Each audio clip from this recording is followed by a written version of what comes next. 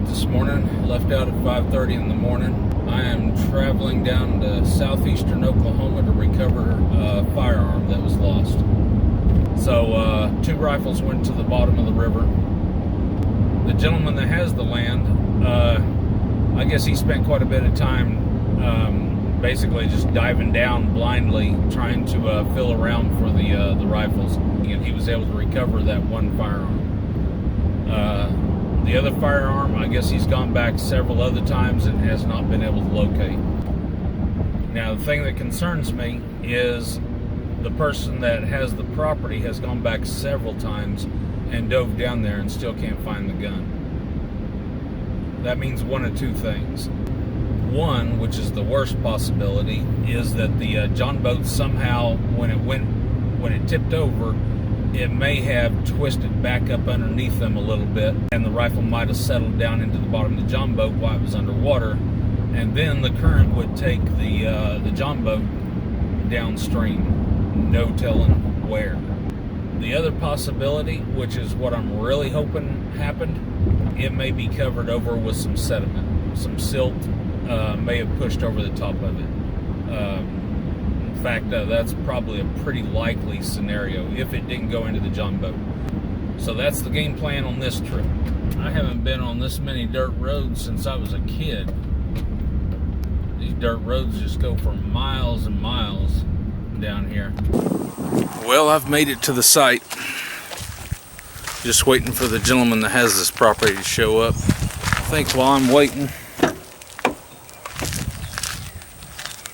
I'm going to go ahead and start hooking up my BC. Hear a truck coming. That may be him right there. The point where it could almost get dangerous. Yeah. You know, a lot of people die in this river. They do. I mean, it's... Absolutely. Water, especially current, is so dangerous. 2 years ago, a guy was down there fishing on me. I got that other place right there by the highway. Uh-huh. And he's down there fishing, slid off in that bank and died. Oh, my goodness. Wow. Which river is about a quarter bank full. Maybe, I guess when I come around and nosed it up to that river and it kind of hit, I think that both of them were sitting in the back seat, and it just tipped enough that it started in. And when it started in, he said, "We're taking water." Yeah. I didn't think nothing about it. I mean, you know what? I've never had no trouble. But I looked back there again, because I'm trying to claw and get a hold of something when that bank's just clay. But anyways, I looked back, water was coming to my seat. I'm in the very front seat. You know, it's coming there already setting in water. Uh-huh. You know, probably about this deep. Wow. I said, "Y'all better jump out." I grabbed my gun and just jumped out. When I did, they did, and the boat rolled over. And then I got my gun up there. And I turned around and grabbed that kid because he's about 13. He had rubber boots on, and we'd been down there hog hunting. It's almost impossible to swim when you got boots on. And I got out there and grabbed his hand, and we pulled him out. Then he realized the guns was gone. Which at that time we didn't care. Right, exactly. Wow. So we stripped off and went to diving. Okay, this is the site. John boat came across the crossing right here, went into this little eddy, bumped the bank over there, and the corner of the John boat went down and it rolled on them and dropped the guns right in this eddy. So I think I'm going to drop down first, do a little pie search without the metal detector, and feel around and kind of see what I've got down there. There's supposed to be a cable underwater, a steel cable, so that'll jack with the metal detector a little bit. Well, with a snap of a finger, I'm out of the river. Only I'm not just out of the river, it's 2 weeks later. The reason why it's 2 weeks later is I was out there, did my search, and then I tried to do a search above the water, wading out into this swift current, and I got swept off a rock and went underwater, come back up, nearly drowned. I mean, very nearly drowned. It was to the point to where I was holding on to the metal detector. The water was just below my mouth. It was coming over my eyes, and I had my head tilted back as far as I could. and I was about to just completely go under.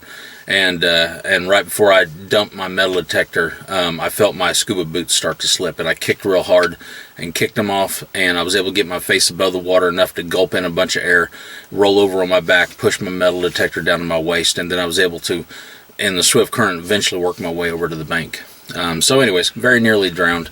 So I didn't have any desire to do any filming after I got out of the water and got my gear put up. The individual that has the property, his name's Kelly. They have already spotted the John boat. It just went down to the first bin and hung in the bin. But we're going to roll it over, recover the John boat. Hopefully the rifle is jammed up underneath that boat, because when I did my thorough PI grid search, that gun's not where that boat rolled over. So that means the rifle got stuck, at least for a time. It got stuck on the boat, maybe wedged up underneath a seat or something. So going to go down there. I've discovered 2-3 days after I was diving in there and I nearly drowned, I lost one of my gold rings. So I'll be looking for one of my gold rings while I'm down there too, if the current's not too bad. If the current's bad, screw the ring. I'm not worried about it. It's just a gold band. I'm not worried about that. Okay, last resort has hit. I'm going to have to hike my gear all the way down, a few hundred yards down into that valley way over there. So anyways, here I go.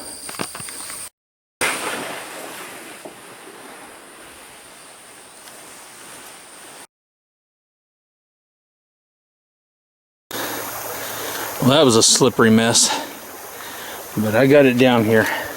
I'm going to get all this gear secured on the kayak, so in case I do go over, I won't lose my gear. Okay, everything is tethered in this kayak. Oh, my gear. A little nervous, considering I literally nearly drowned right there the last time I was in this creek. Surprising how gentle a creek like this is, or how it appears to be gentle, and then within a blink of an eye, you're struggling to get air. It can be over just that quick. So anyways, I've got my life jacket on. Like I say, all my gear's tethered. I'm gonna head down the creek and see if I can find that John boat. And hopefully, if I'm really lucky, that AR will be laid up underneath that John boat. All right, I just came around the first bend. There's no John boat at the first bend. I wish it had been on this sandbar here. That would have been awesome. But no such luck. It means it went down even further down the creek and bumping along as it went. So anyways, maybe I'll at least be able to locate the John boat and recover it, but I don't see that AR being stuck inside that John boat if it hit all those trees down through there. Very little chance. Okay, I'm coming around the second bend. What is that? Oh, it's a cow in the creek.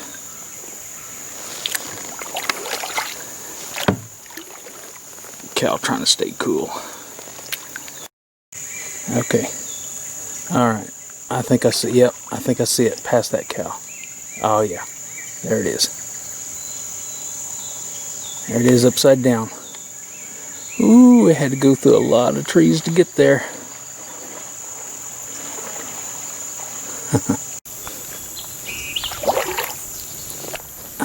Now hopefully it's not too deep on this one side, because I'm going to try to roll it over onto the bank first.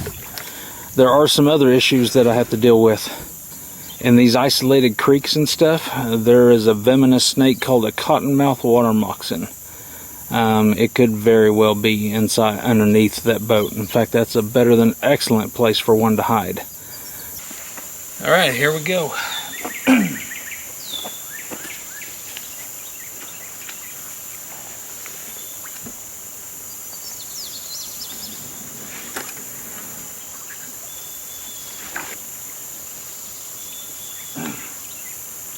Must be an anchor down there or something. I'll have to see if I can get that in a little while.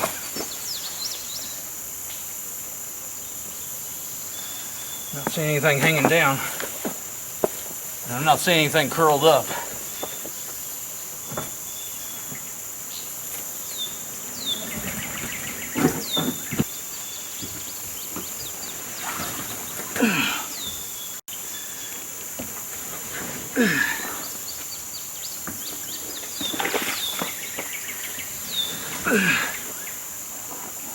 Trouble rolling this thing over with this anchor rope. Ah, got it, Dave.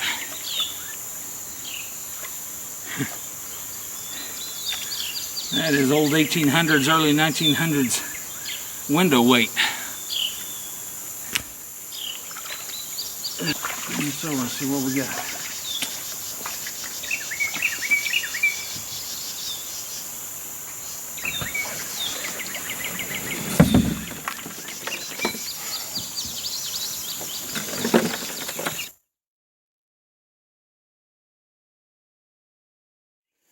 Holy cow. Look at that. An AR-10. Barely. I cannot believe this thing was riding with just the silencer hung up under the front deck. Under the front deck seat. That is all that kept this gun from falling out of the boat. How in the world did it make it? Approximately, I looked at Google Maps earlier and plotted out each one of these curves in the creek. Down the creek around a couple, maybe 3 bends, and log jam after log jam. Oh, look at this bad boy. That's a nice gun. Oh man, Nikon scope. Ooh-wee.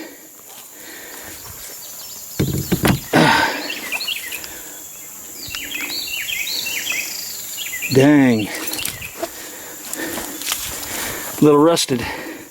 It's been down there for just a little bit, not too long. Alright. Alright, before we do anything else with that, we need to clear it. Make sure it's not loaded, because I already see a mag in it. So we don't want to be jacking with it just yet. Oh, bad boy's tricked out. Uh-oh. Not overly surprising.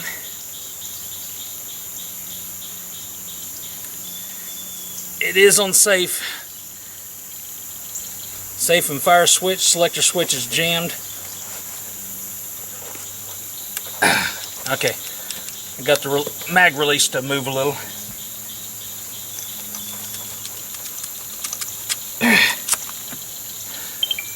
Bunch of ammo.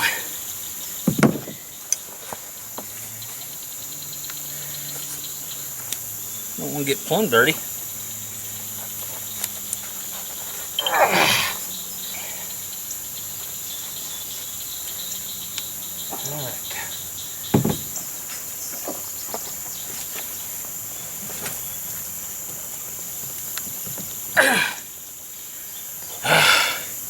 The most important part of the chamber.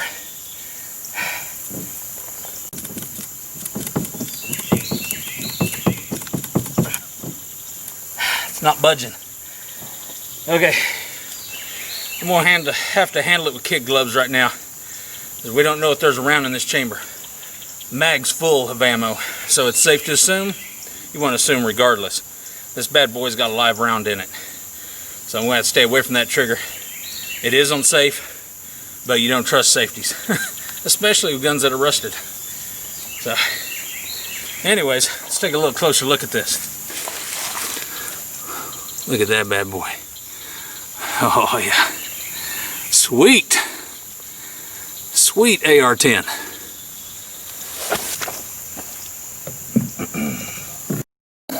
Okay, now the fun part. I need to get this kayak in the water. I need to get this John boat in the water, and I need to get them tied together, and I'm going to try to tow this thing upstream.